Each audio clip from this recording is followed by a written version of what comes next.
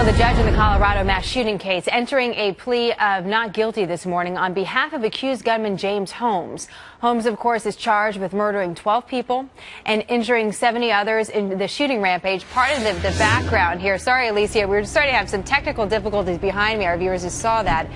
But as I was saying to them, James Holmes, 12 people, allegedly killed 12 people, injured 70 others in the shooting that happened in July, and we're now seeing him for the first time in several weeks. Tell us a little bit about what happened inside the courtroom today.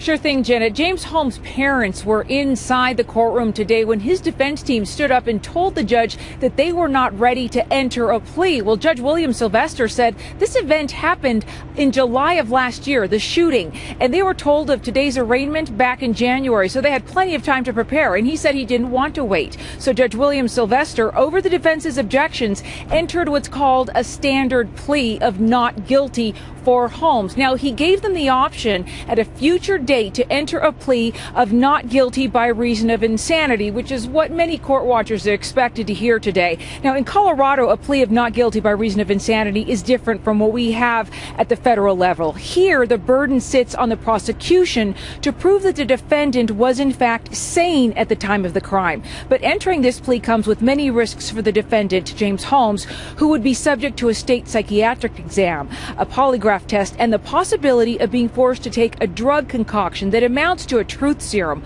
all to help experts answer one question.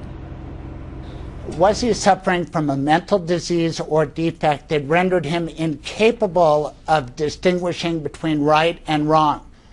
Now, if the defense had to prove that, that would be one thing. But here in Colorado, the prosecution has to disprove that. They have to prove sanity beyond a reasonable doubt.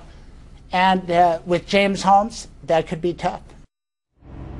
Now, according to court documents, on November 15th of last year, James Holmes was sent to Denver Health Medical Center by ambulance, where he was held for several days, quote, and frequently in restraints. Authorities said he needed a psychiatric examination, so that's likely to come up if there is an insanity plea entered in this, Jenna. Now, the district attorney has until April 1st to decide whether or not to pursue the death penalty, and today the judge set a trial date for August 5th and said it's expected to last 4 weeks. Jenna.